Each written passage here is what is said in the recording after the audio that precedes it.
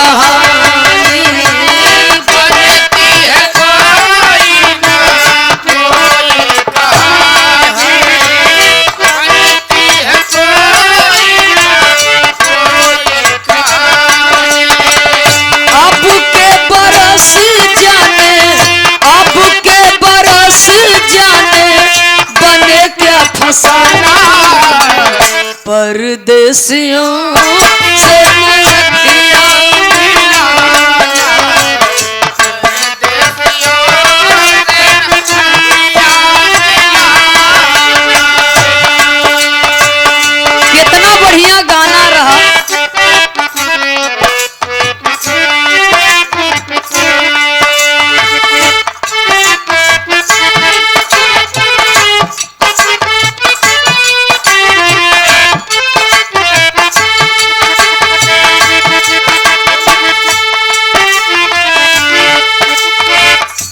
Fashion का दौर बा, दुनिया फैशन में बावरी बा,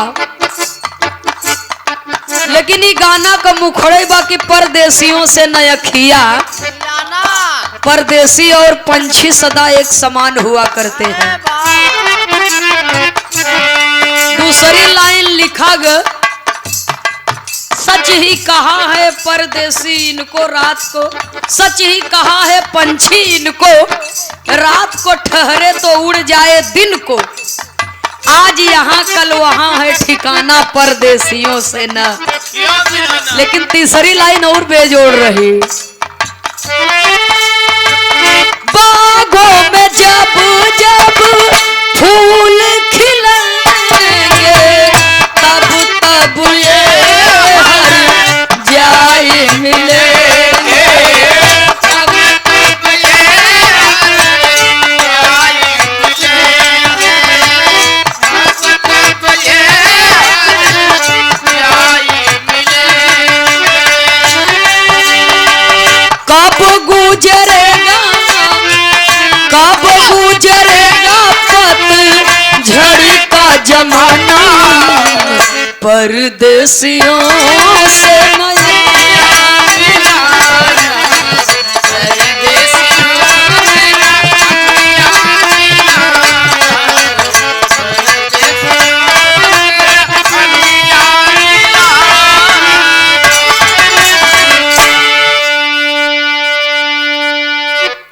और हमारे जनपद प्रयागराज के बड़े ही शानदार और मेहनती कलाकार, ये हमारे ढोलक वादक आकाश बाबू की ओर से, जो हमारे त्रिभुवन भैया जी के मंच पर ढोलक पर संगत कर रहे हैं, ये आपकी ओर से 100 रुपए का पुरस्कार आया है। बहुत बहुत आपको हृदय की गहराइयों से शुभकामना है। माता सरस्वती जी की दया दृष्टि बनी रहे। दोनों जने कितना बोले बनाई ढोल वोल बजावे के मतलब आग मेहरारू छोड़े परत तो से पूछत हैं इतना मेहनत हो जाती है बरे का मतलब जैसे हैं वैसे हो ही जा। मेहरारू छोड़ दे 1,50,000 तक छोड़ाऊंगी। तू आकाश समझत होई तू। हाँ समझत है। आपकी धर्म पत्नी जी बिरहा की बड़ी अच्छी गायिका भी हैं हमारे आकाश बाबू के, सुधा सरगम।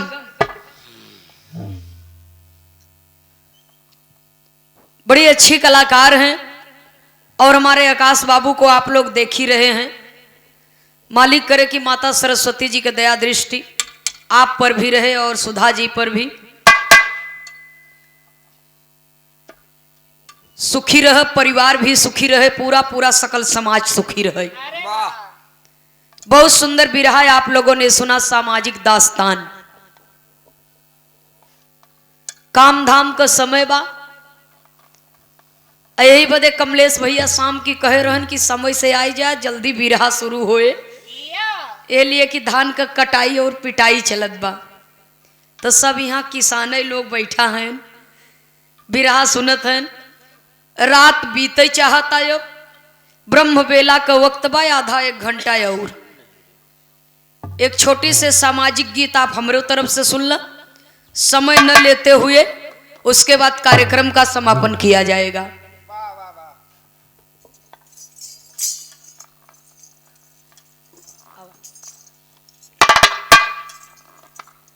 ये दुनिया में कमलेश भैया कहा जाता है कि शिक्षा के बगैर एक कदम भी हम लोग आगे नहीं बढ़ा सकते। लेकिन बड़े अफसोस के साथ में कहना पड़ रहा है कि शिक्षा जितने उच्च स्तर पर जाता, सभ्यता उतने निम्न स्तर पर आवता। तो शिक्षा के साथ साथ हमारे घर के बच्चों को सभ्यता और संस्कृति भी देनी चाहिए, क्योंकि सभ्यता जो होती है वो धरोहर में नहीं मिलती है, वो स्वयं पैदा करना पड़ता है, स्वयं कमाना पड़ता है। एक बिरहा की प्रस्तुति आपके बीच में होगी, सामाजिक चित्रण, पारिवारिक दास्तान है।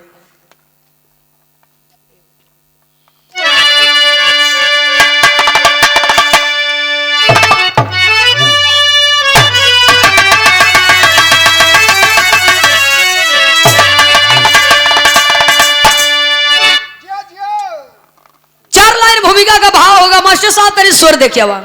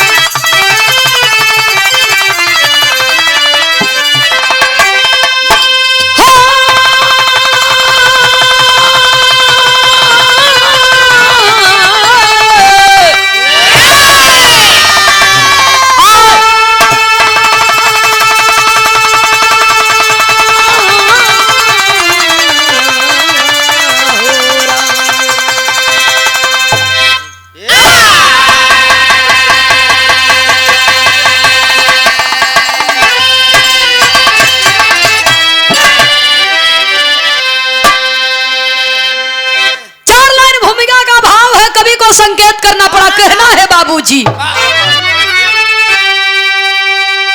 बिटिया जन्मवा से धन्य होत गोदिया,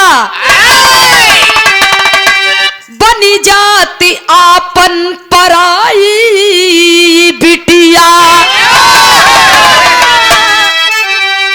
बिटिया दुनहु कुल के लजिया बचावई, लोक लाज सिर पे उठाई बिटिया।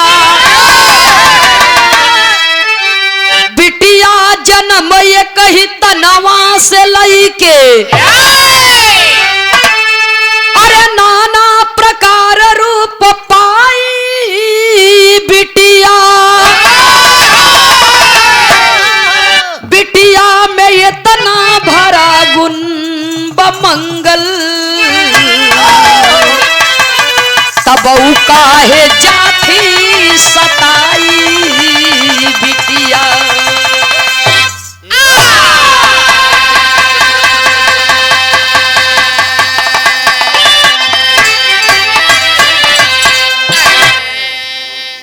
बिरहा में एक लाइन गजल का भाव है, कहना है बाबूजी।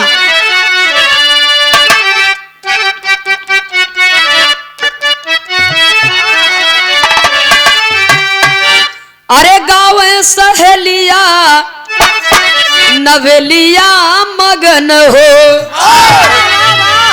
गाँव सहेलिया नवेलिया मगन हो। अरे खेतवा में अपना झूमी के, गाँव सहेलिया नवेलिया मगन हो।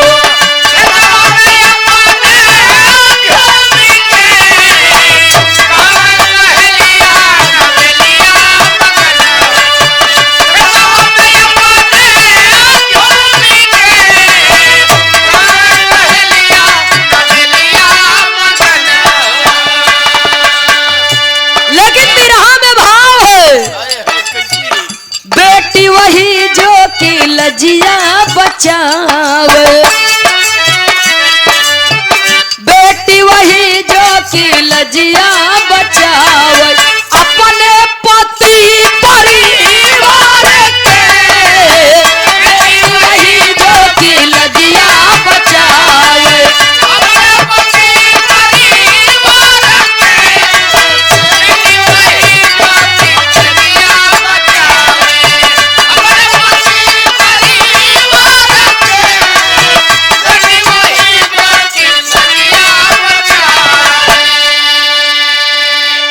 अरे माता पिता की जो पूजे चरनिया। बेटी कैसी होनी चाहिए? माता पिता की जो पूजे चरनिया रक्षा कराई घर द्वार के। माता पिता की जो पूजे चरनिया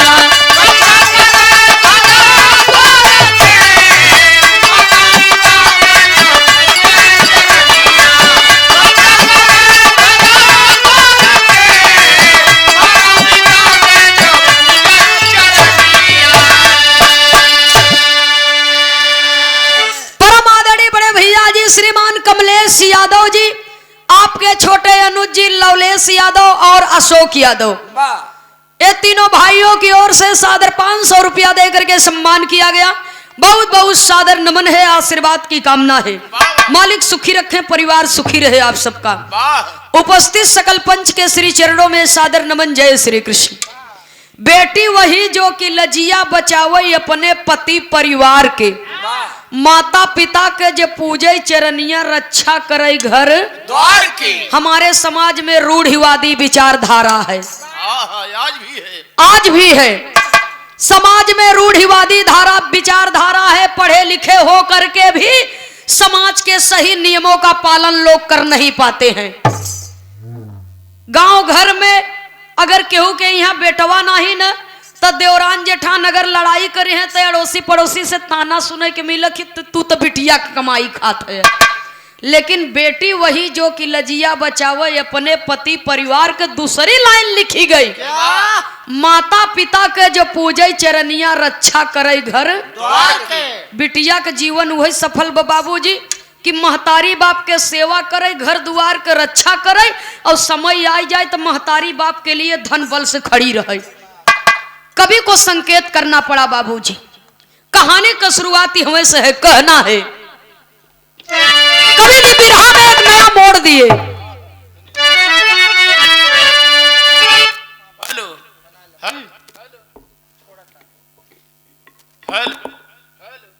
ना संजय से गड़बड़ रही, रचे से देख ले।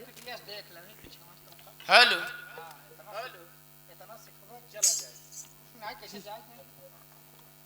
जाने दे तो का करबो।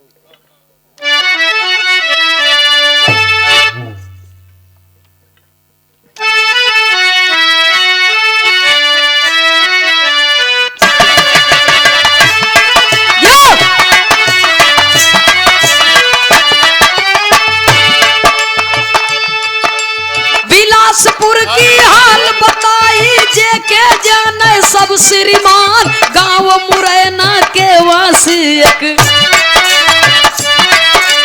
हरिलाल जी रहे किसान। 3 गदेला रहे घरे में। सविता सबसे रही सयान। इंटर पास की है बा बिटिया। बेटवा दोनों रहे नदान। इंटर पास की है बा बिटिया।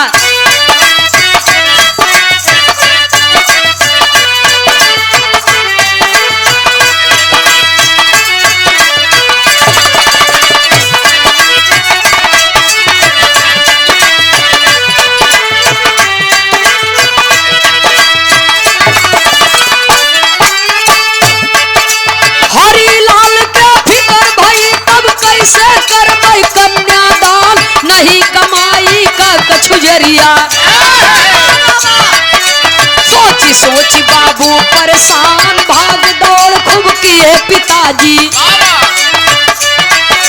सूर्य भान के गए मकान। सुंदर बर संतोष के पाके लगन धराए विप्र महान सुंदर वर संतोष के पाके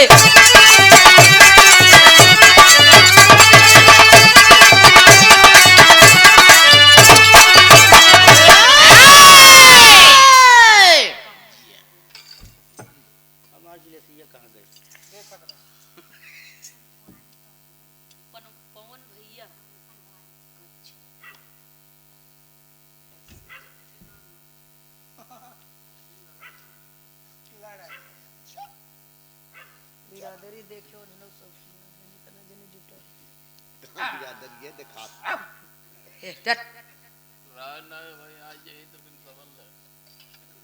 मन छोड़ के न समझ परम आदरणीय परम श्रद्धे श्रीमान पवन भैया जी की ओर से एक कलहवारी की पावन धरती से आल्हा के भाव पर सादर 102 रुपया देकर के सम्मान किए। बहुत बहुत सादर नमन है। मालिक सुखी रखें और पूजनीय माता जी के श्री चरणों में सादर नमन है। जरा आप लोग बात के समझ लें। बिलासपुर में एक गांव बा जौने गांव का नाम बा मुरैना। गांव के रहे वाला हरिलाल नाम का किसान, परिवार के 5 सदस्य, 2 प्राणी पुनः 1 बिटिया 2 बेटवा। लड़की का नाम सविता है, दोनों लड़कियां वही नादान हवन। तो बिटिया हाई स्कूल पास की है, इंटर पास की है, 10-20 जमीन बा, उतने में खाए के अटते नहीं न, मेहनत मजदूरी करके तो कैसे भोजन पानी का व्यवस्था होत बा। पढ़ाई का खर्चा इतना महंगा बा कि अब पढ़ावे के हिम्मत नहीं बा। सुनई वाले बाबूजी इंटर पास लड़की के बदे लड़का खोजे लगन। तो घर मिलत बा तो बर नहीं और बर मिलत बा तो घर नहीं। काफी मशक्कत परिश्रम के बाद एक रिश्तेदार के मदद से वही बगल में एक ठीक गांव है देवसर, मध्य प्रदेश में एक गांव है देवसर, मुरैना के ठीक बगल में। तो देवसर के रहे वाला सूर्यभान नाम का किसान, लगभग 20-25 बीघा जमीन बा, बड़ा रियासतदार आदमी है, बड़ा मान सम्मान बा। तो सूर्यभान के 2 लड़कियां संतोष सुनील। तो सुनील बड़ा बा, संतोष छोटा। तो सुनील के अंदर कुछ ऐसा कमी बा कि लड़का देखे जे आवे लड़की वाले चला जाए। बाबूजी बियाह उनकर नहीं होता। इतना सुघर लड़का रहा, इतना सुघर नहीं, आदत का गंदा रहा। सुनई वाले बाबूजी दारू भी पिए, गांजा भी पिए, माई बाबू से पैसा चोराई के जट के लेके जाए। जौने दिन न पावे, हंडा गगरा पावे तो चोरी से ले जाए, वो बेच दे। तो आदत बहुत खराब होता बाबूजी, चाहे जवन चीज के आदत लग जाए। ये बदे बड़का भैया के शादी नहीं भाई, छोटका भैया संतोष पर अपने बिटिया सविता का विवाह हरिलाल जी तय कर दिए। और जब तय कर दिए, कहे भैया पैसा वैसा दहेज वहेज तो न चाहिए।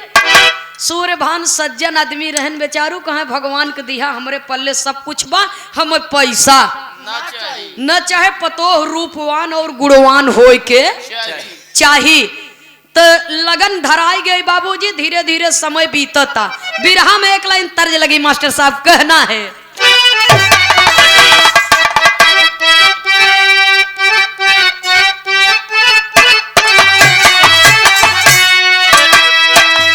हमार मातारी बहन लोग के गाँव थी।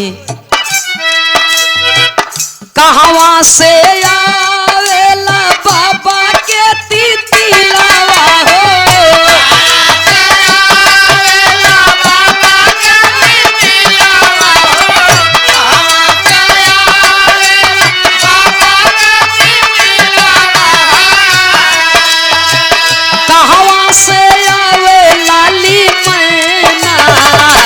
अहिरे सांवरिया, कहवा से आवेला मैना, अहिरे सांवरिया, कहवा से आवेला मैना, अहिरे सांवरिया। ई तो तरज कलाइन बा, लेकिन ओहर होत का बा। देवसर से दुल्हे राजा ले चले बरतिया हो,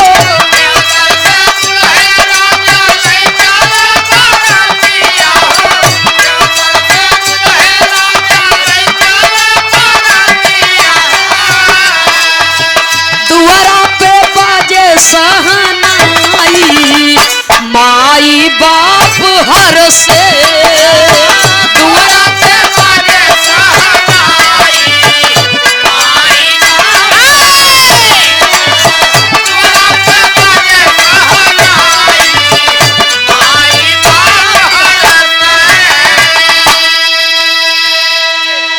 सविता संतोष साथे फिराली भावरिया हो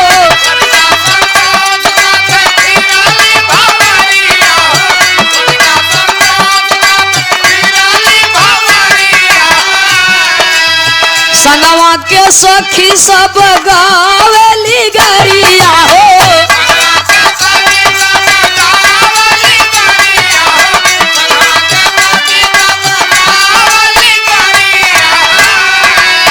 लौआ के परछे छोटका भाई माई बाप हर से बड़े प्रेम पूर्वक से बारात सज धज के आई दुआर चार भ जल जल पान भ भोजन संपन्न भ विवाह भी संपन्न हुआ। और जब शादी संपन्न भई बाबूजी तो यहर जनवासे में जब दुल्हा जाता तो ओहर दोस्त यार होकर सब कहत हैं कहे का यार एक ठे बात बतावा तुहार बाबू ये तना बड़वार मनई अब तू इतना खूबसूरत हैंडसम जवान है और जौने भीख मंगा खिया लिया के कह दिए नहीं कि के कहे दो चक्का गाड़ी पावे के एक साइकिलो न पाया कायदे से कुछ मिला उला नहीं बर्बासन।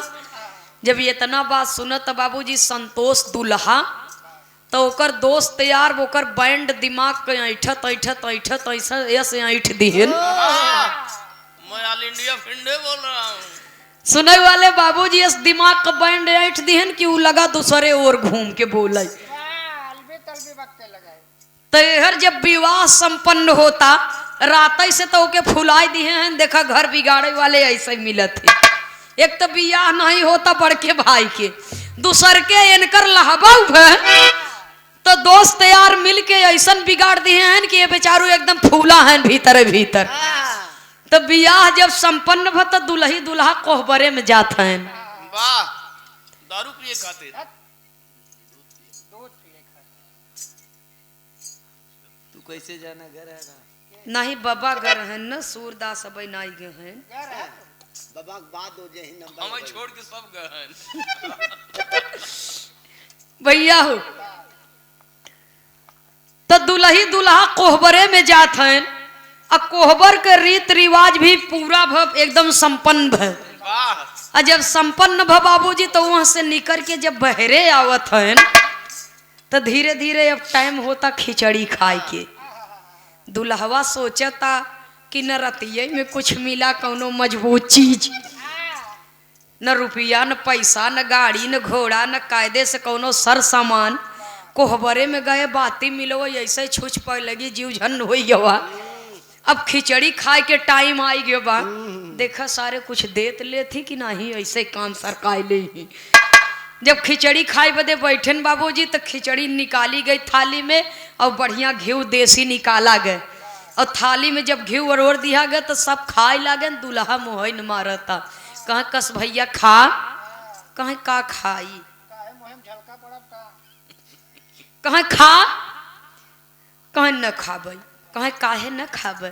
तब दुल्हा नाराज हो के कहता का कहता बाबूजी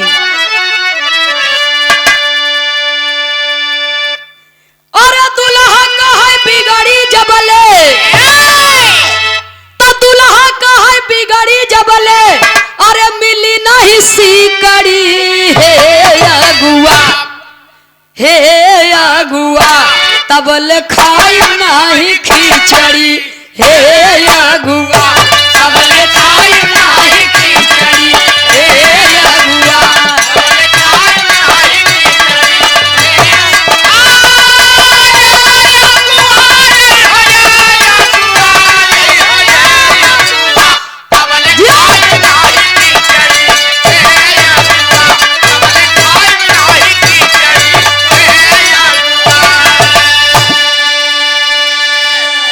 कह 20,000 रुपया जब ले नया आई अरे दुल्ही के डोली नहीं दूर से जाई दुल्ही के डोली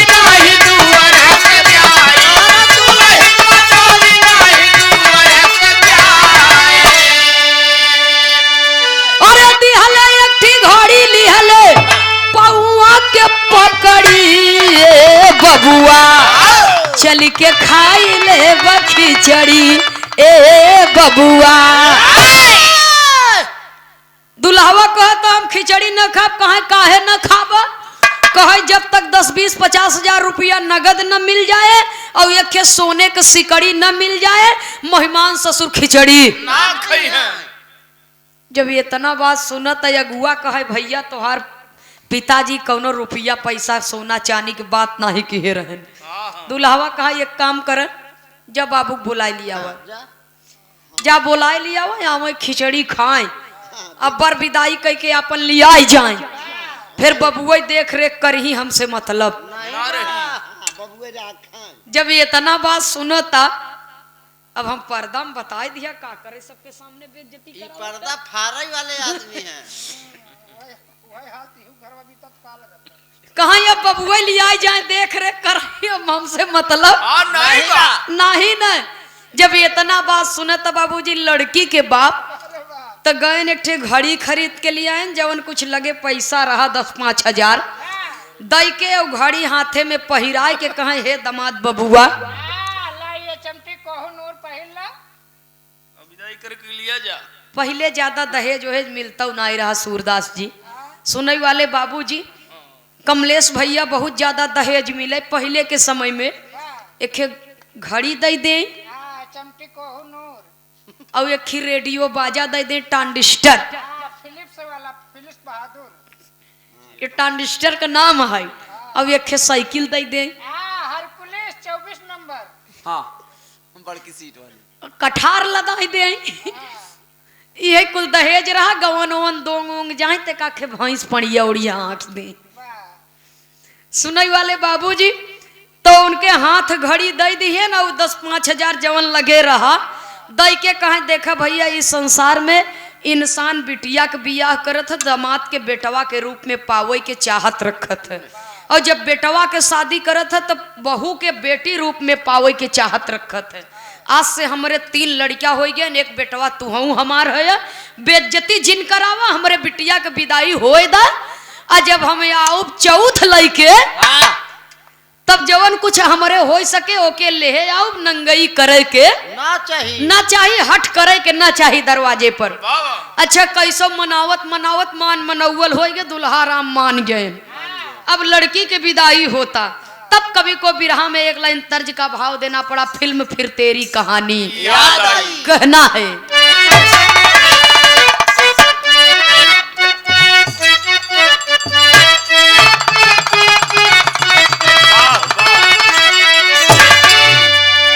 दिल देता है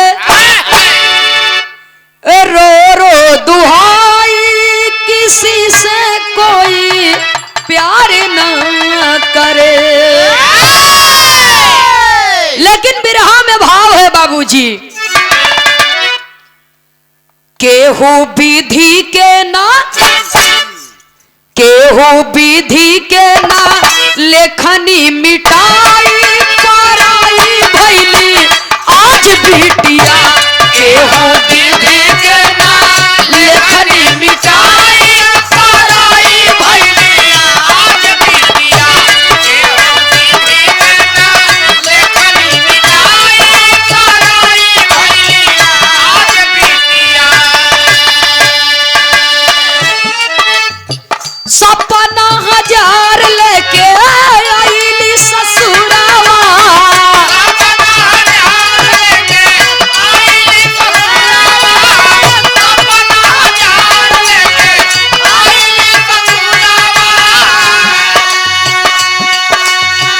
मुहवा फुलाए रहा पूरा परिवारवा, मुहवा फुलाए रहा पूरा परिवारवा,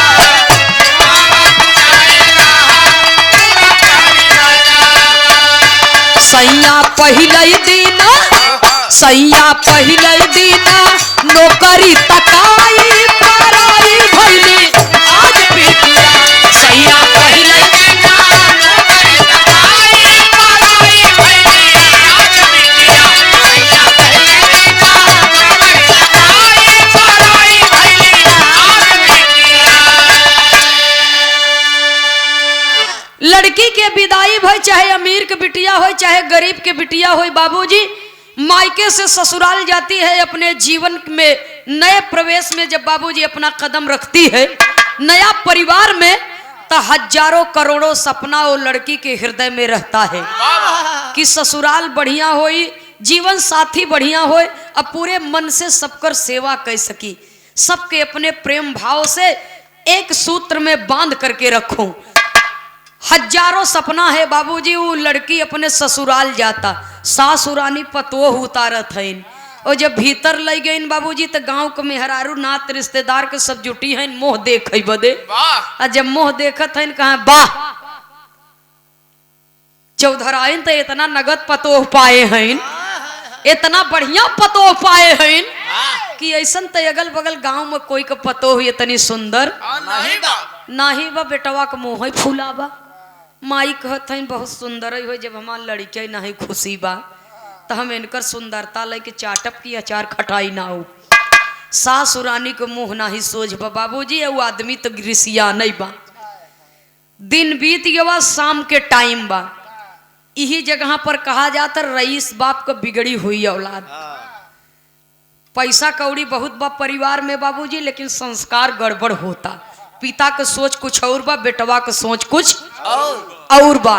अपने दोस्त यार के संगे बैठ के पैक पे पैक लगावता, दारू पियता, एकदम ओवरलोड हो गया बाबूजी, हाथे में खी बोतल उठा लिए वो खाली। और धीरे धीरे जब पहुंचता घरे के भीतर और 2 बजत है रात, और जब घरे के भीतर पहुंचता परिवार के मनई तो सब सोई गए हैं। दुल्हिया उठ के अपने पति के पैर छुअता, तो वो तो एकदम मस्त बा पिए, तो कहता खबरदार जरा तुम मेरे लायक। वो अंग्रेजी बतियावता, मेरे लायक बिल्कुल नहीं हो। कहा तुम मेरे लायक, तेरा बाप सारा बड़ा कमीना है, कुछ दिया नहीं। दुल्हिया कहो तो सैया ऐसा काहे बतियावत है, अब वहीं आप अपने होश में नहीं है, आवा बैठ। प्रेम से बैठावे चाहता बाबूजी, और वैसे घूंघट ओढ़े बा, और घूंघट के आड़ से उन्हें देखता, घूंघट के आड़ से उनके देखता चेहरा जैसे ओकरे आँखी में उतर जाता नक्शा जितना बा।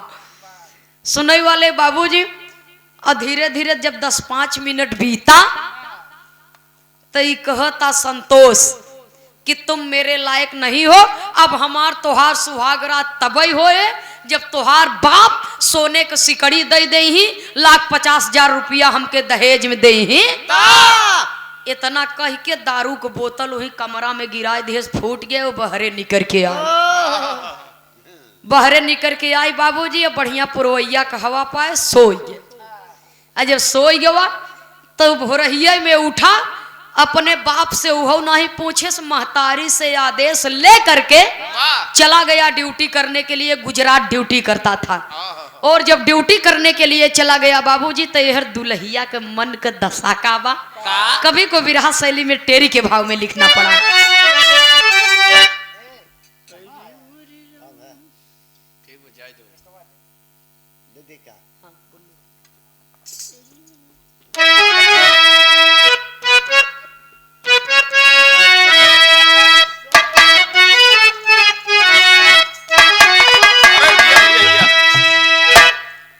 अरे मोरे राम,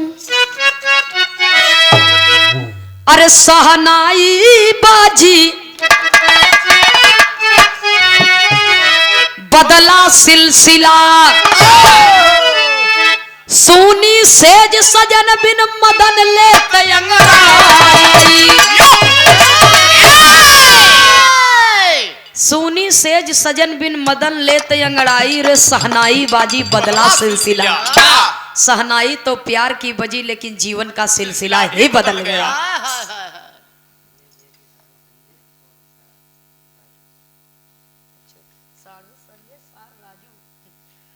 ये हमारे बड़े भैया जी श्रीमान कमलेश यादव जी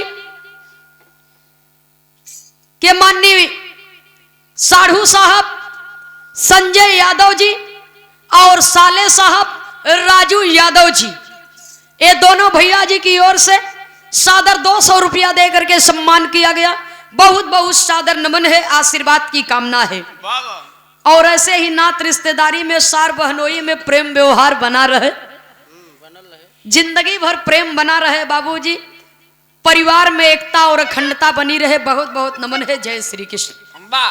सुनई वाले बाबूजी, सुनी सेज सजन बिन मदन लेत अंगड़ाई सहनाई बाजी बदला सिलसिला। बदला सिलसिला।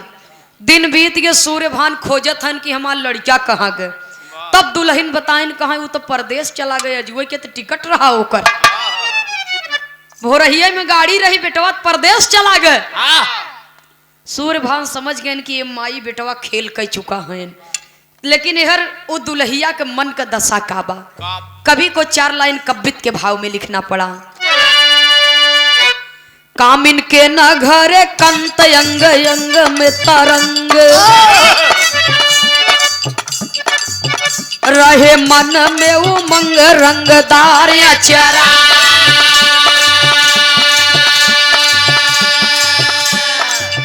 ख्वाब पिया बिन अधूर कैसे काटी दिन दूर, सोई से जिया पे हूर था उघार अचरा।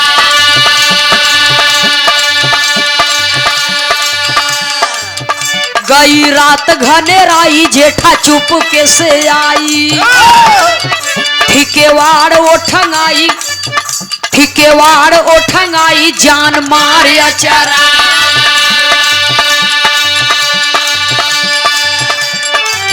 घात कर चला पापी धरती माता गई कापी, घात कर चला पापी धरती माता गई काप। धापिया बरू के करे तार तार अचरा, धापिया बरू के करे तार तार।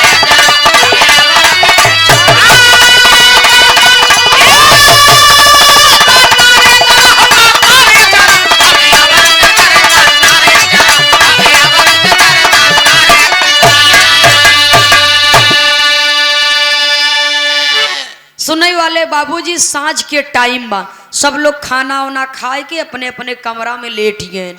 दुल्हिया अपने मन में विचार करता, कामिन के न घरे कंत अंग अंग में तरंग रहे, मन में उमंग रंगदार अचरा। बदकिस्मती का बा, ख्वाब पिया बिन अधूर कैसे काटी दिन दूर, सोई से जिया पे हूर था उघार अचरा।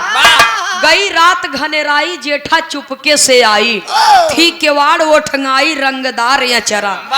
घात करे चला पापी धरती माता गई कापी, ढापी आबरू के करे तार तार अचरा। सुनने वाले श्रोता सज्जनों, एकाएक तूफान चलने लगा और बारिश का मौसम बन गया, मानसून बन गया। दरवाजा तो उठंगा बा लेकिन खिड़की खुली बा, और पलंग पर लेटी वो दुल्ही अपने पिया के विरह में बावरी याद कर रही है कि ये भगवान, ये कौन कर्म का सजा मुझे आप दे रहे हैं। क्या मेरी यही गलती है कि मैंने गरीब के घर में जन्म लिया है? यदि मेरे पिता ने मुझे पैसा दिया होता, दहेज में रुपया दिया होता, सोना चांदी दिया होता, तो आज मेरा अनादर मेरे ससुराल में नहीं होता। मेरा पति मुझे छोड़कर यूं चला नहीं जाता। सुनने वाले श्रोता सज्जनों, हवा अचानक से तेज हो गई। अब पलंग पर लेटी दुल्हन विचार करत बा, अपनी फूटी किस्मत पर रो रही है। और तब तक बाबूजी हवा का झोंका लगा और शरीर पर से आंचल होकर उड़ई लगा। और जब आंचल उड़ई लगा तो ओकर जेठाऊ सुनील और घरे के बगली से गुजर गए और खिड़की खुली बा बाबूजी, घर के भीतर नजर पड़ गई। और जब नजर पड़ गई तो जाय के दरवाजा खोल के बाबूजी धीरे धीरे दबे हुए कदमों से जा रहा है और जा करके सविता को भर अखबार में पकड़ लेता है। और जब पकड़ लेता है, किसी पुरुष का स्पर्श होता है तो सविता पलंग पर से उठ करके बैठ जाती है और देखती है कि ये तो मेरा जेठ है। डांट करके कहती है कि अरे नीच पापी, तू रिश्ते में मेरा जेठ लगता है, तू मेरे पति का बड़ा भाई है, और जेठ का मतलब कि तेरी परछाई भी मेरे ऊपर नहीं पड़नी चाहिए। तू इतना बड़ा कमीना है। अरे जिसके बाप का मान सम्मान 8-10 गांव में है, उसका बेटा इतना बड़ा नालायक है, इस बात का अंदाजा मुझे नहीं था। अभी मैं चल के माँ से बताऊंगी, बाबूजी से बताऊंगी। इतना बतिया जब सुनत बा बाबूजी तो वहां से भगा जाए के अपने माई से कहत बा कि अरे माई हो, माई हो माई। जवन दुल्हन ले आई हो, कहत है तिरिया चरित्रम दय्यम न जानम, लेकिन एक एक कवन चरित्र कही। भड़वा चरित्र हाँ कहे अरे माई हो, जवन दुल्हन ले आई हो, का भ भैया हमार, का भ लाल रोवत काहे है। अरे माई पूछा जे कटनी बाबू कहीं अरे मावा हो, इ तो हम घरे के बगली से गुजर गए कि हवा चलता, बारिश होई वाली बा, देख ले खिड़की दरवाजा बंद तो नहीं न। हम तो दरवाजा बंद करे गए, लेकिन तो इ तो पलंग पर से उठ के हमके तो अखबारी में भर के पकड़ लिए, कहे तोहार भाई न सही, वही सही। उल्टा चोर कोतवाल के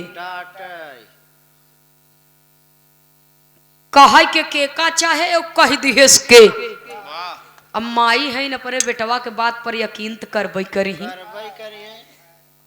बेटवा चाहे लायक हो चाहे नालायक हो, महतारी के नजर में लड़का कभो खराब नहीं होते न बाबूजी। माई है न बेटवा के अवगुण उनके नजर नहीं आवता। बाबा वही महतारी और बेटवा माई और बिटिया कहत है कि तोहे कहे सका, कहे माई सोझे कहता कि तू न तोहार भाई न सही तो ही सही। वाह एक काम करा, हमरे मन के इच्छा पूर्ण कर द, और ज्यादा हल्ला गुल्ला करबा, ज्यादा शोर गुल करे के कोशिश करबा तो तोहरे पूरा परिवार भरे के मुड़े के एक एक बार न बिनवा लिया तो हम फलाने के बिटिया ना। एक रस्सी में बनवाई दे।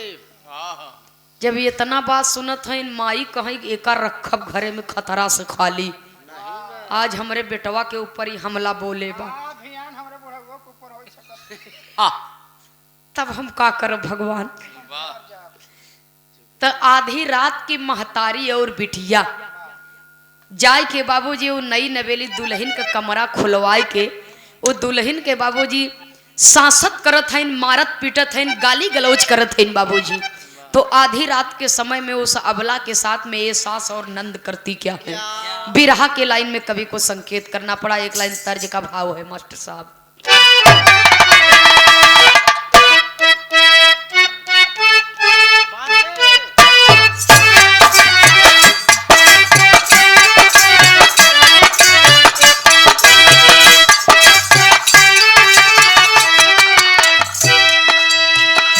कावने करनवा जोगी जोगा वारा मावाले, अरे जोगा वारा मावाले, कावने करनवा भिखिया मांगल होरा।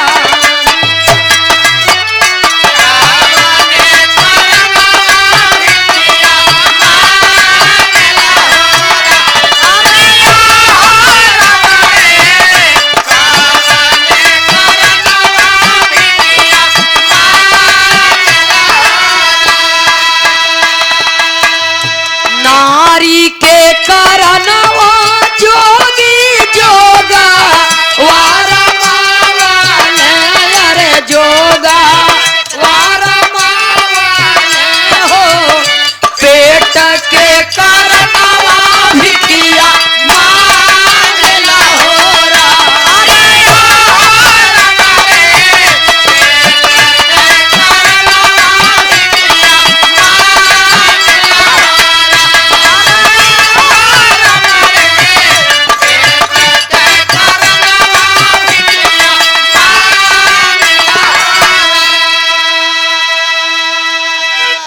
सुनने वाले बाबूजी, आधी अधूरी जानकारी खतरा की निशानी होती है। सच्चाई के महतारी बिटिया जाने की कोशिश नहीं करत है, और गरीब के बिटिया के बाबूजी आधी रात में प्रताड़ित करत हैं। दोनों माँ बेटी बर्ताव कैसा करती हैं।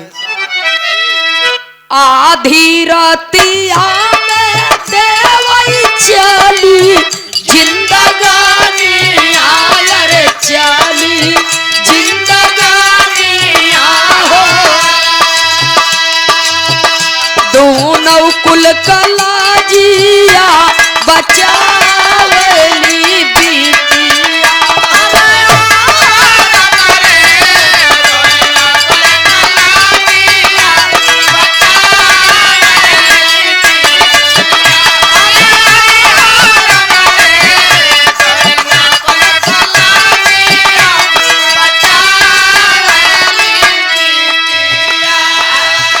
लागी बात है जावा के आई सन लगी मिया रे आई सन लगी मिया माउत के राया पनावे ली बिटिया।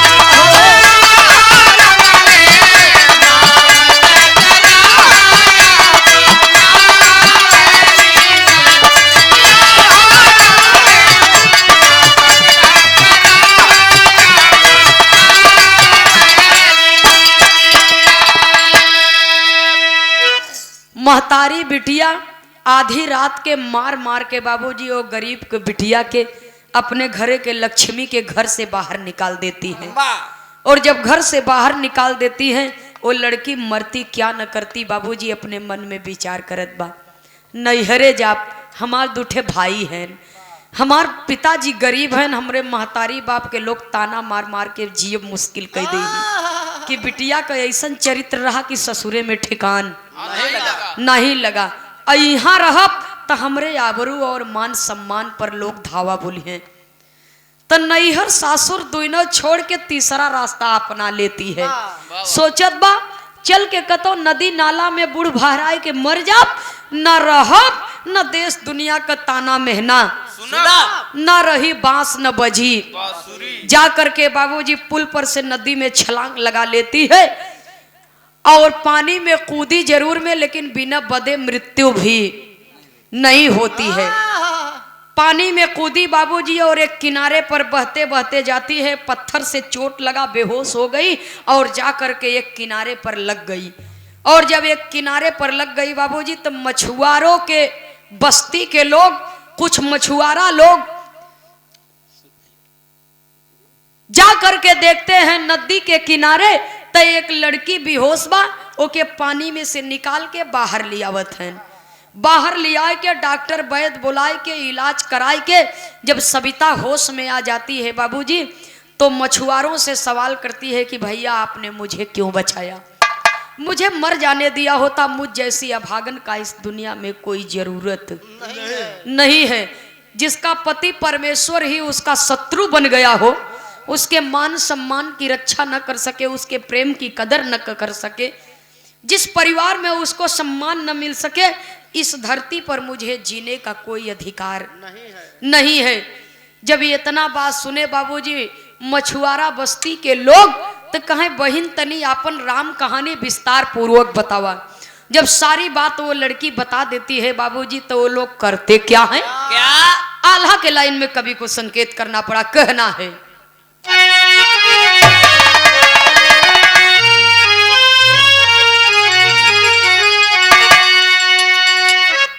अरे किए मछुआरा सब आपस में बिचारावा भैया, एक के बेचदा बाजारी में जाए, मिला एक दलाल बेचा गुजरा शहरी आया भैया, कोठवा के ऊपर राही गुजरा सुना,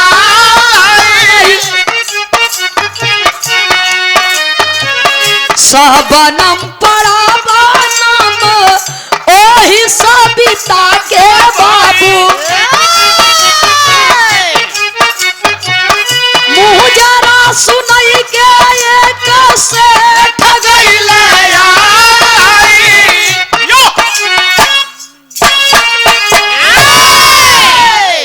ओ मछुआरों की बस्ती में वेश्याओं के दलाल का आना और जाना था। तो मछुआरा के लोग सब विचार किए, बाबूजी बस्ती के लोग विचार किए कि कौन सा हमारे घरे दुआरे के बा, तो एके रख के अपने जान को आफत न पालब। बाबा एक काम करा, वही दलाल भैया के बुलाए दे, एके यहाँ से हटावा, जीव छुड़ावा। सेवा में श्रीमान बड़े भैया कमलेश यादव जी के साढ़ू हैं, बड़े भैया जी सुनील यादव जी की ओर से सादर 100 रुपया दे करके सम्मान किए। बहुत बहुत सादर नमन है। मालिक सुखी रखे, परिवार सुखी रहे, और ऐसे ही साढ़ू साढ़ू के मान सम्मान बना रहे। एक बात जान ले सुनील भैया, ये कलयुग में वर्तमान समय में दुइये रिश्ता विराजमान बा, देवता में हनुमान है और रिश्तेदारी में भगवान। ये दो रिश्ता पुजायमान भाई दुनिया में। सुनने वाले बाबूजी, खैर ये तो हंसी मजाक की बात है, परिवार में मान सम्मान बना रहे। जय श्री कृष्णा। बिरहा में कवि को संकेत करना पड़ा बाबूजी। एक दलाल जब आता है तो कहता है कि अरे बहना, तू जिसके विषय में बात कर रही है वो तो मेरा परम मित्र है, मेरा लंगोटिया यार है। जब सारी बात जान लिया हरामजादा, तब कहत बा कि वो तो गुजरात में रहता है, फला फला जगह पर ड्यूटी करता है, तो तू हमारे संगे चला। कोई का बात मानी न मानी, हमार बात मान के तोके अपने पत्नी के रूप में स्वीकार जरूर करी।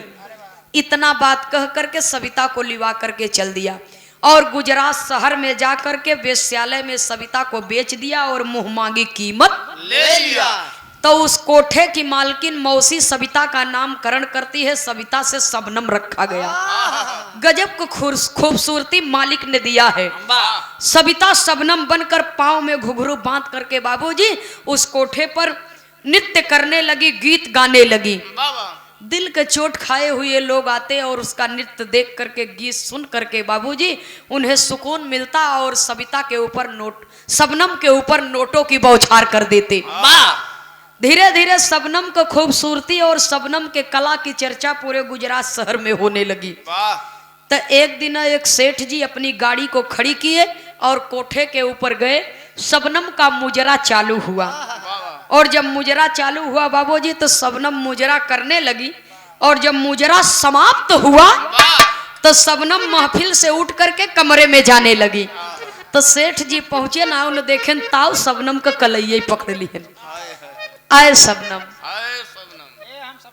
ये सूरदास जी हैं, शबनम समझ के कलाई जिन पकड़ा, धोखा खाए जावे भैया हो। सेठ जी कहते हैं ना शबनम,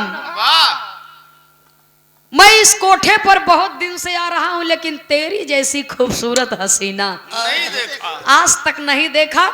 तू जितना कमाल का नाचती है, जितना सुंदर गीत गाती है, उससे कई गुना सुंदर हो। तो एक काम करा, हमरे जैसे दिलदार कोई मिलबो न करी, तो हमसे तू बियाह कैला, हम तोहके अपने महल में अपने दिल का रानी बनाए के रखो। जब ये तना बतिया सुनत बाबूजी तो शबनम नजर भर के सेठ जी के तरफ देखती है और सेठ जी के तरफ देखती है बाबूजी और एक टकी लगा करके देख रही है। देखते देखते दो तमाचा खींच करके गाल पर जड़ देती है और धक्का दे देती है बाबूजी। और जब धक्का दे दी तो सीढ़ी से घड़घड़ात की सेठ जी आए नीचे। जब रोड पर गिरे तो कुल अगल बगल के दुकानदार कहे कसो हो नहीं का हो गया, ज्यादा लग गई का, तो जाए के उन्हें उठाएन, मुँह धोआन, पानी उनी दिहन। सेठ जी पानी पी ले और बाबूजी अपने मौसी के साथ में उस कोठे की वेश्यालय की मालकिन मौसी के साथ में शबनम नीचे उतर करके आती है। कहा था क्यों सेठ, तू मेरे से शादी बनाएगा? कैसी तबीयत है? जब ये तना बतिया सुनत है सेठ जी इतने उपनाई कहत है ना, भाई केहुना गेठुना फूटा बा, तुम मोहम्मद बनाएगा छे, तबो नहीं कहत है कि हाँ नहीं बियाह न करब। बोल ना सेठ, तू मेरे से शादी बनाएगा? जब ये तना बतिया बाबूजी सुनत है सेठ जी तो कहे हाँ मैं तेरे से शादी करूंगा।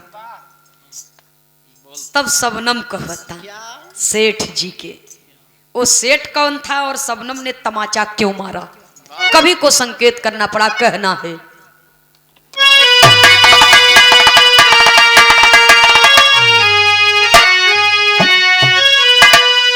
अरे कहो रोई के सबनम बतिया माना हमारी, कहो रोई के सबनम बतिया माना हमारी, अब तोहरी सविता दुल्हनिया बनल बाटुअरी।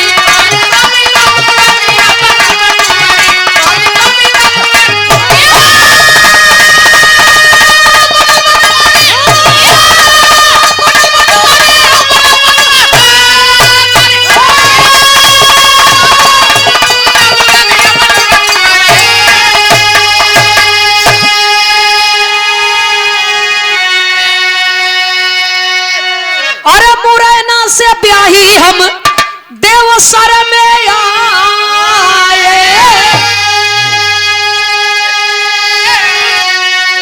सपने में तुम्हारा प्यार नहीं पाए।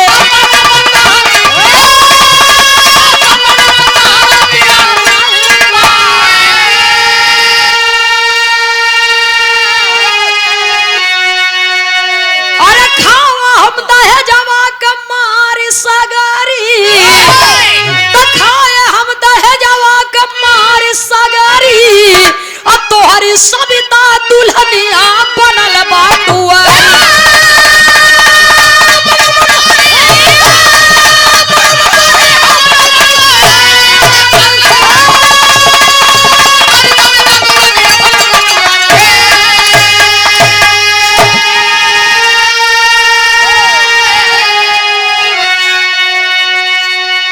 वो सेठ कोई और नहीं, उसी सविता का पति था संतोष, जो उन्हें सेठ के यहाँ संतोष नौकरी करता था। दुर्भाग्यवश वो सेठ का कोई औलाद नहीं थी, और सेठ जी ने अपने जीवन के अंतिम समय पर अपनी फैक्ट्री, बंगला, गाड़ी, सारी संपत्ति का एकलौता वारिस संतोष को बना दिए। संतोष को बना दिए, अपना बेटा मान करके संतोष को अपने यहाँ रखे थे नौकरी पर। संतोष के सेवा से सेठ जी प्रसन्न हो गए और अपने जीवन के अंतिम क्षण में अपनी सारी संपत्ति का वारिस, एकलौता वारिस संतोष हो गया। और सेठ जी तो ये दुनिया को छोड़ करके चले गए। अब सेठ जी के दौलत के वो कहूँ यह कोठा पर लुटावत बा, कहीं वह कोठा पर लुटावत बा। सुने वाले बाबूजी पुरनिया दादा लोग कहावत कहे हैं, या खाए नर बौराइए पाए, जानबूझ नर करे ढिठाई बुढ़ा जाय पर न पाई। सेठ जी के सबनम कहता कि ऐ सेठ, हमें पहचान रहे हैं? जब कभों देखे रहे तब तो चिन्ह है। कहे नहीं, मैं तो आपको नहीं पहचान रहा हूं, कौन हो आप? तब सारी बात बताए दिए। कहा याद करा वो दिन जब दारू को बोतल फोड़ के आई रहे घरे में, कि जब तक 1,50,000 रुपया न मिले, सोना के सिकड़ी न मिले, तब तक हमार तोहार सुहाग रात का रस्म न होए। आज मैं पूरे समाज के सामने ललकार करके कहती हूँ, अरे जाओ सेठ जाओ। आज मैं अपने मुकद्दर की मालकिन स्वयं हूँ। तेरे जैसे लाखों करोड़ों इस कोठे पर आते हैं और तमाम रुपयों की बौछार कर देते हैं और चले जाते हैं, लेकिन तुम मुझसे शादी करोगे? वो जमाना याद करो, वो बीता हुआ समय। कल मैं तुम्हारे लायक नहीं थी और आज तुम मेरे लायक नहीं हो। अच्छा, ये हमारे बड़े भैया जी कमलेश यादव जी की ओर से सादर 101 रुपया दे करके सम्मान किया गया। और कहते हैं कि छोटा सा 2 लाइन सूरदास जी से गवाई दी है। एक गाना के लास्ट में, लास्ट हुए वाला बा, एक बाद 2-4 लाइन का इनसे गवा दे। बहुत बहुत सादर नमन है, आशीर्वाद की कामना है। जय श्री कृष्ण। सुने वाले बाबूजी कवि को संकेत करना पड़ा। सबनम कहत बा वो समय में तू हमरे लायक, हम तोहरे लायक नहीं रहे, लेकिन यह समय में तू हमरे लायक नहीं हो। जब इतना बात सुनत है बाबूजी संतोष, तो सबनम के सामने हाथ जोड़ करके घुटने टेक करके कहते हैं कि शबनम मुझे माफ कर दो, मुझसे बहुत बड़ी भूल हो गई, मैंने अपने घर की लक्ष्मी को ठुकराया, मुझे क्षमा कर दो। मैं तुम्हें पूरे ईमानदारी और निष्ठा के साथ में पूरे मन से अपने पत्नी के रूप में स्वीकार करता हूँ। जब ये इतना बात बाबूजी सुनती है, शबनम कहा है तोहार कवन भरोसा, लिया के चला आधे रास्ता में कहीं मार के हमें फेंक द तो हम का करब, हमार महतारी बाप हमरे बदे झंखत रह जाई है जिंदगी भर। जब ये इतना बात बाबूजी सुनता संतोष तो कहे तोरे जिंदगी का खतरा नहीं बा, हमरे संगे तुम महफूज हो, हमरे ऊपर विश्वास कर। तो पुलिस टीम को बाबूजी बुलाया गया और देख रेख में कानूनी प्रक्रिया के द्वारा फिर से उन दोनों की शादी कराई गई। और जब सेठ जी अपने पत्नी को लेकर के चले, कहे बोला सविता तो है का चाहिए, कहे हमके खाली अपने घरे ले आए के चला, हमके कुछ चाहिए वही ना, अपने घरे ले आए के चला और सबके बतावा सच्चाई का बा। जब ये इतना बतिया बाबूजी सुनत हैं संतोष, तो अपनी पत्नी को लेकर के देवसर गांव में पहुंचते हैं। और जब गाड़ी से उतरत हैं बाबूजी तो इतनी सुंदर मेहरारू देख के जौन दोस्त यार भड़काई दिए रहन, उन्हन जब देखत हैं कहे अरे बाप रे बाप, पाए तो यार अच्छा देर से पाए। इसरवा सोने का कलम से तकदीर लिखाई के आई बा वहां से, कहाँ लाए बे? यहाँ क्यों के कौन मिलत हैं एक खिनी तक कजनी कहाँ बूढ़ी भार आए के मर गई, दूसर की लिए आए तो एकदम पूरा चाँद को टुकड़े बा। बड़ी वीआईपी चीज लगी है यार। संतोष धीरे से कहते चुप चुप चुप, चुप चुप चुप तोहरे सबके कारण हमार गिरस्ती बिगड़ गई। जरूरत हो बताए। बहुत मशक्कत के बाद जब हमार महतारी बहन निकाल दी आधी रात की घरे से, तो एक दोस्त के मदद से कैसो बेचारी खोजत खोजत हमारे लगे तक पहुंची। यही जगह पर जीवन का एक अच्छा कार्य किया, वो कोठे वाली बात छिपा लिया बाबूजी और सारी सच्चाई को बता दिया कि इतने दिन तक मेरे पास थी और सविता जीवित है, खुशहाल है, मेरे साथ में है। हमारी वह दुल्हन आकर मसाज करा के लिए आओ सब लोग जान जाएं, इसके मायके के लोग भी घबराते होंगे और हमारे परिवार के लोग भी जान जाए, इसलिए मैं इसको लेकर के अपने गांव आया हूं। कवि को संकेत करना पड़ा बाबूजी, पति पत्नी का जोड़ा अगर परमात्मा ने बनाया है तो एक दूसरे की गलतियों को नजरअंदाज करते हुए अपने परिवार की गाड़ी को प्रेम के बंधन में बांध करके बाबूजी सम्मान पूर्वक आगे बढ़ाना चाहिए। कवि को लिखना पड़ा आखिरी और अंतिम प्रमाण में गुरु घराने के परिचय के साथ में कौनो भी प्रकार से परिवार में कलेश होय के न चाहिए, जहां तक संभरे वहां तक संभार लेवे के चाहिए।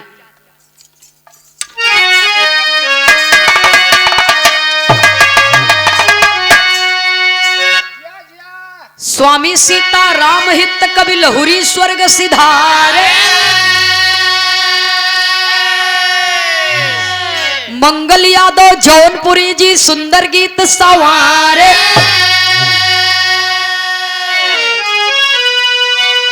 अरे राम सहनाई बाजी बदला सिलसिला, तनंदनी खेमराज के रक्षक सारद माई, सहनाई बाजी बदला सिलसिला।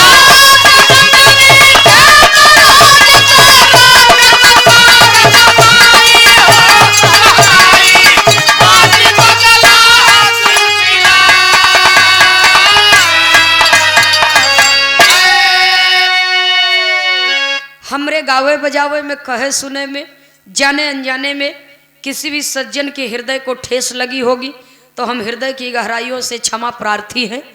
जियत जिंदगी रही फिर भेंट दीदार होई। हमरे कमलेश भैया सूरदास जी के मुखार बिंदु से कुछ सुने चाहत हैं। सूरदास जी चाहे भोजपुरी हो, चाहे हिंदी हो, चाहे भक्ति हो, चाहे जवन हो, कुछ तू गाव, 2 लाइन गाय के हमरे कमलेश भैया के श्रोता भगवान के सुनाए दे। एक बाद कार्यक्रम का समापन किया जाएगा। काहे एकदम लगा दिए हैं तोहरे सामने, बोल ही सुनाई जाए। बोल ले हाँ हम लोग डबलिया जब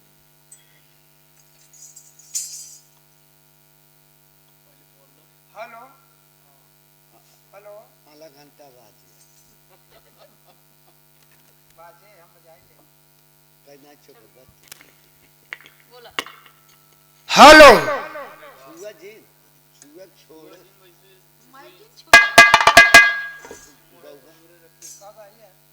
हाँ बजा बोला छोड़ दे फिर काहे छुई लेते भाई छुए ना वो अपने आप छोड़त ढेल बने हेलो हेलो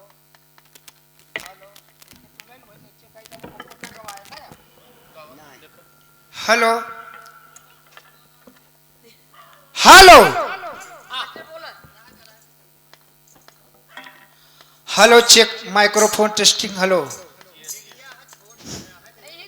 चला हो यार रात बीत गई एक तो ले कहीं वाले हम बोलब हाँ एक तो ले हाँ तेरी बोले और गांव पे हेलो हाँ दिखाई मोटी आवाज में hello hello hello hello hello hello hello हमने मोहवक सोची हाँ आप सही हाँ अरे वाह कल देखा एकदम सही बा बहुत सही बा आप सही बा और नीचे कह देगा नहीं लील गाहक नहीं ऊपर सुतुर मुर्गे के नाम पर मुड़ी और फिर आप सही बा ना हाँ एकदम सही बा बजा के आओ बजा देखी जियो अरे बा मालिक क्या बात है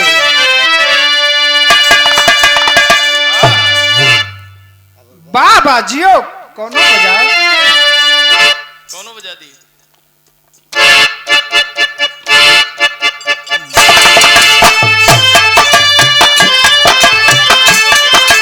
क्या बात है क्या बात है वो बंदा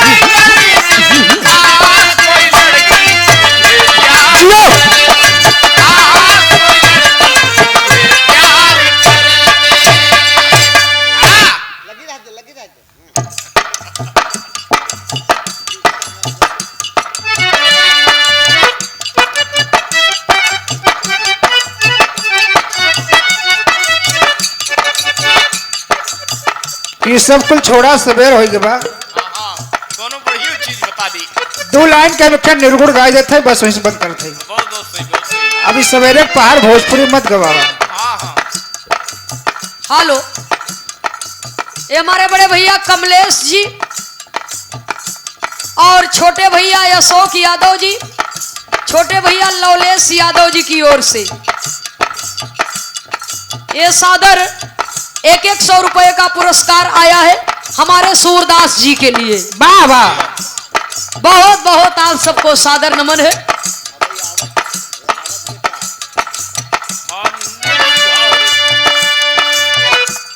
बदल द मालिक पैसा ले ले पैसा तो लाया ले भाई आधा हिस्सा बा बेटा समझ ले है ये हमारे परम आदरणीय आप अभिषेक यादव और सुनील यादव की तरफ से 151 रुपया मिला हो सवेरे सवेरे के पहाड़ बा ला भैया पकड़ ले तो वहीं ले ले अंका पकड़ा रहा तो ठीक रहे एक लाइन तनी तर्ज बजा दे मुन्ना वाह समझ का रहे बताओ तो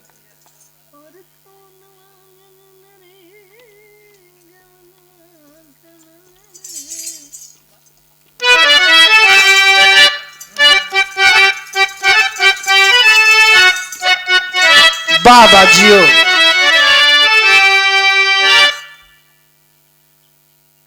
कौनो देवर अपने भौजाई के विषय में कहे बा मत बोला जेठवारत लवट के आ जाओ का कहन मास्टर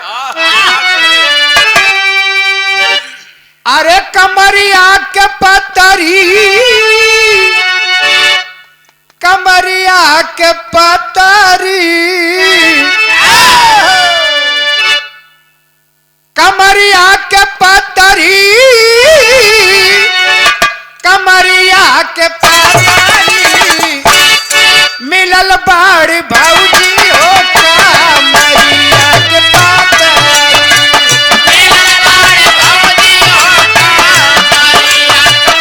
जियो बोले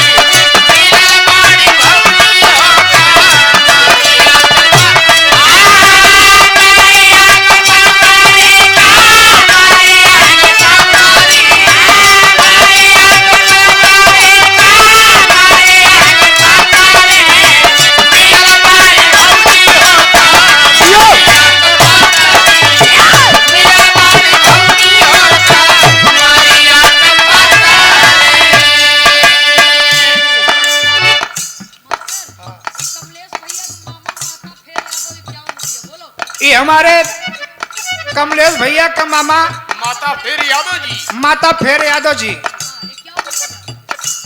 इ मामा के तरफ से 51 रुपया का पुरस्कार बा पहले के हो हमार कहना है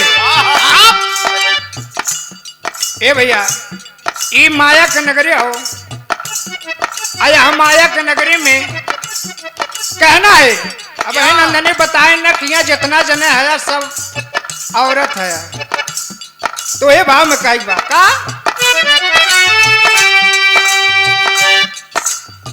लागी नाही जबरी ना लागी नाही जबरी लागी नाही जबरी लागी ना एक जबरी बबुनी तोहार हो चाली ना एक जबरी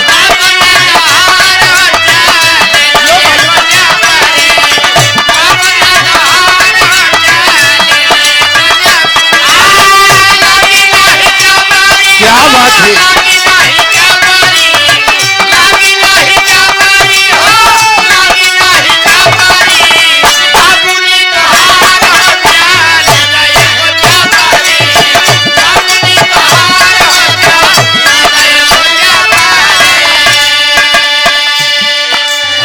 कैसे तोहरे मोहरी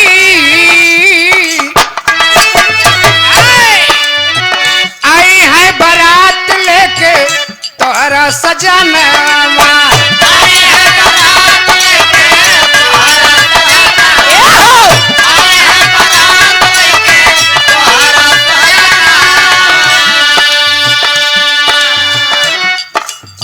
आई है बारात लेके तोहरा सजनवा कहना है आई है बारात लेके तोहरा सजनवा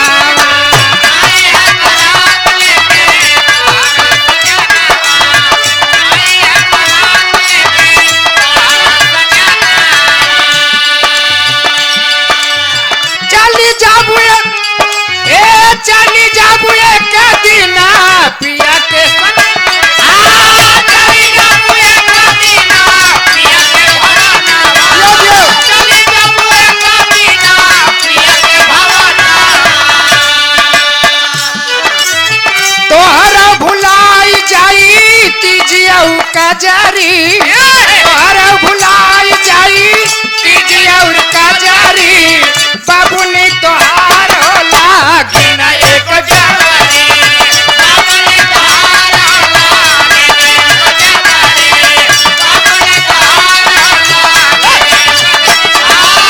लागी ना जबरी लागी ना जबरी लागी ना जबरी लागी ना जबरी बाबुनी तोहार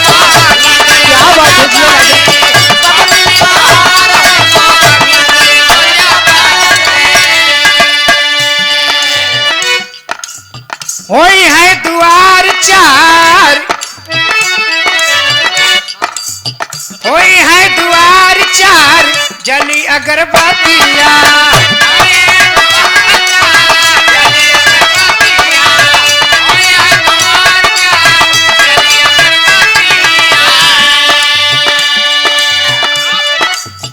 माई बाबू के या पड़ो रतिया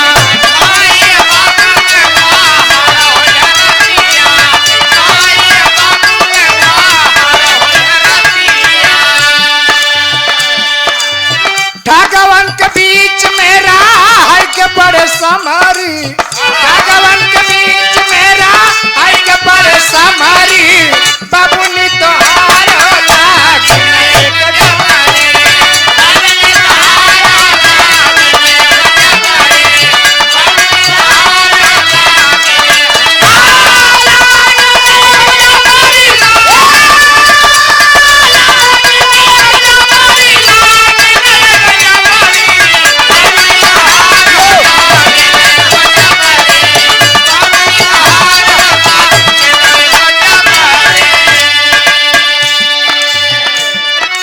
कहना है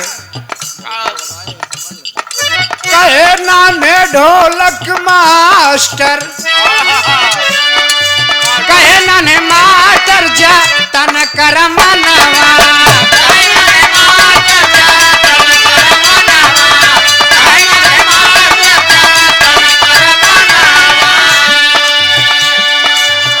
और धान धाम छूटी जाई दाना धाम छूट जाई न संगवा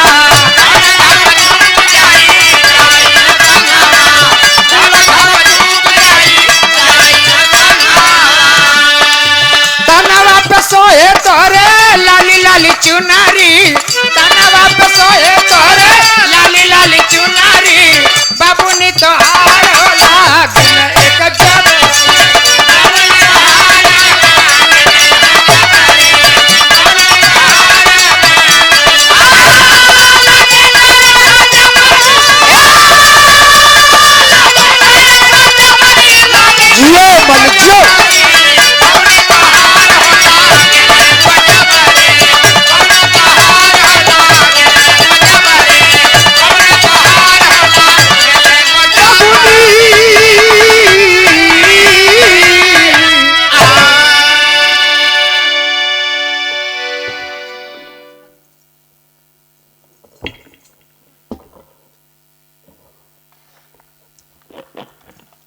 वाह मास्टर वाह।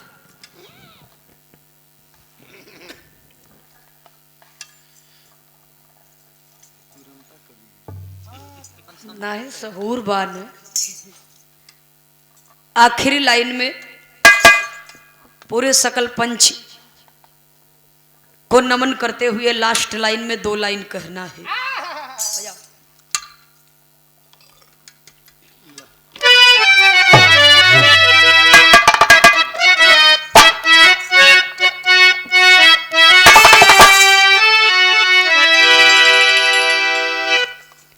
कि सब दिन बाबा हे सब दिन रही न समैया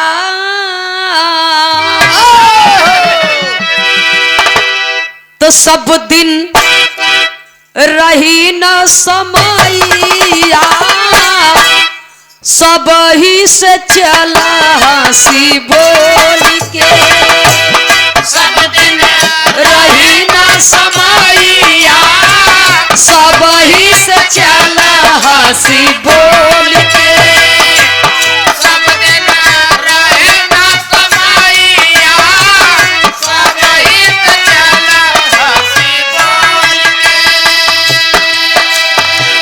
बिरहा सम्राट बाबू दुखीराम यादव जी कहा करते हैं पुरुष होत बलवान नहीं समय होत बलवान भीलन लोटी गोपिका वही अर्जुन वही बान समय का पहिया कब किस वक्त किस मोड़ पर घूम जाए कोई गारंटी वारंटी। ए बदे बाबूजी जब जिंदगी छोड़ करके ए शरीर को छोड़ करके पूरी माया को छोड़ करके एक दिन जाना ही है तो काहे केहू से लड़ झगड़ के दुश्मनी करके बैर करके रही, काहे ना हंसी खुशी अपन जिंदगी बिताए लेगी। इसलिए कहना है एक दिन रूप सपन हो जाए केहू ना के हो दिखाई।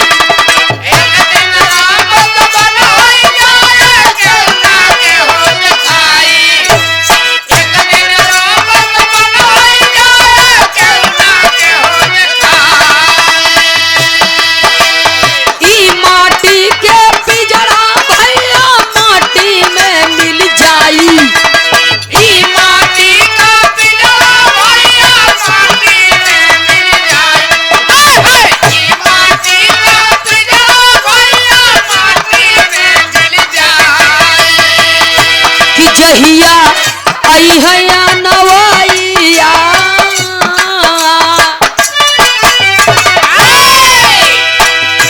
हो, जहिया आई है या नवाइया सब ही से चला हंसी बोल के।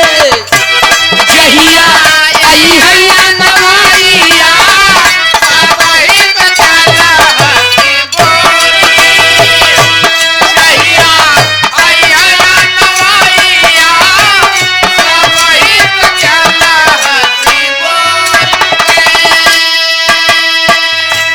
सुनने वाले बाबूजी, जो अपने लिए मरता है उसका मरण होता है, जो समाज और देश के लिए मरता है उसका नित्य प्रतिदिन स्मरण होता है। तो हमारी मृत्यु स्मरणीय होनी चाहिए। मरना ही है तो कुछ काम ऐसा करके जाए ताकि दुनिया सम्मान से मेरा नाम पुकारे। इसलिए मरने से पहले हम जीना क्यों छोड़े। आज के वर्तमान समय की एक कड़वी सच्चाई है और आंख की देखी हुई हाल है बाबूजी। इसलिए कहना है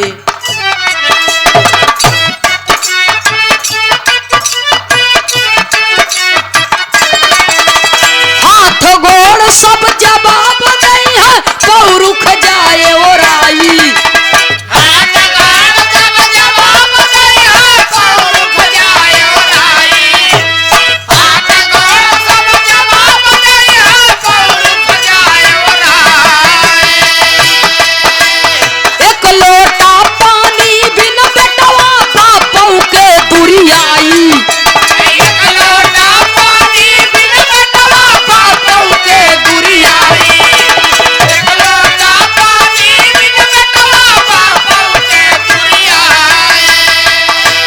जहिया आएगी बुढ़ैया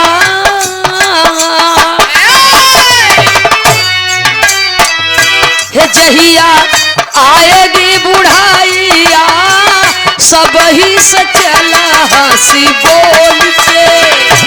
जहिया आएगी बुढ़ैया सब ही से चला हंसी बोल के।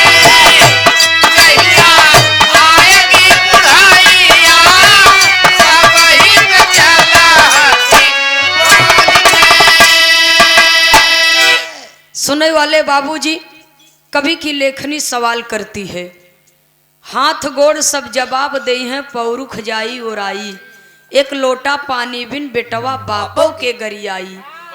जहिया आएगी बुढ़ैया सब ही से चला हंसी बोल की। हमारे शिक्षित समाज में बाबूजी ये चीज की बहुत बड़ी कमी है। सुनने वाले श्रोता सज्जनों, पाथर पूजे दुनिया जात है लेकिन घर के चक्की क्यों नहीं पूजे जेकर पीसा खात है इंसान। तो इसलिए कवि को संकेत करना पड़ा बाबूजी। नहीं, हमरे बात के समझत नहीं है, करत है वही स्थिति से गुजरत है लेकिन तब वो समझत नहीं है।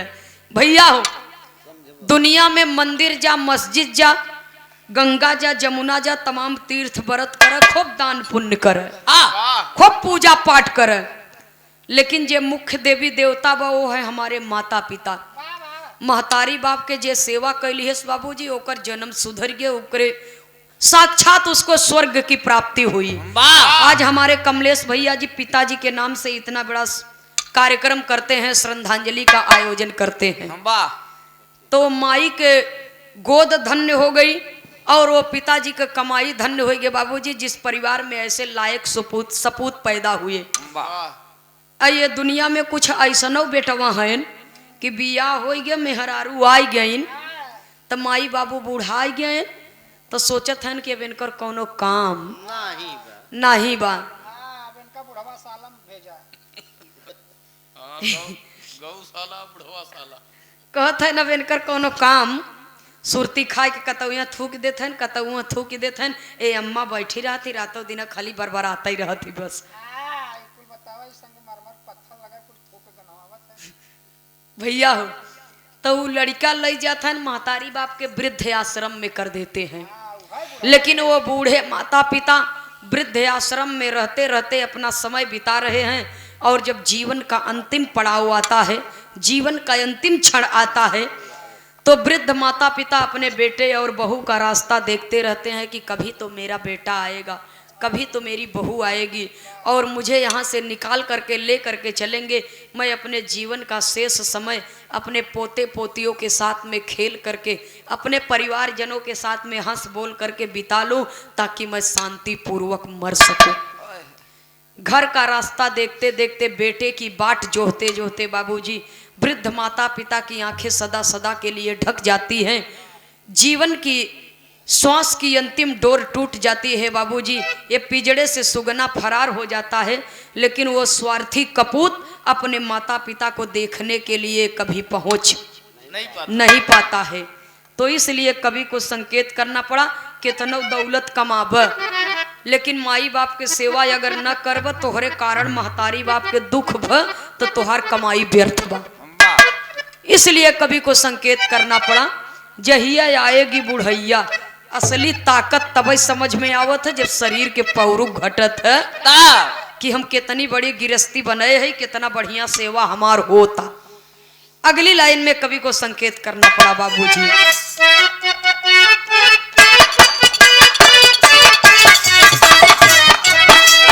दुई दिन काई जीवन बाटे जाने सकल जहां,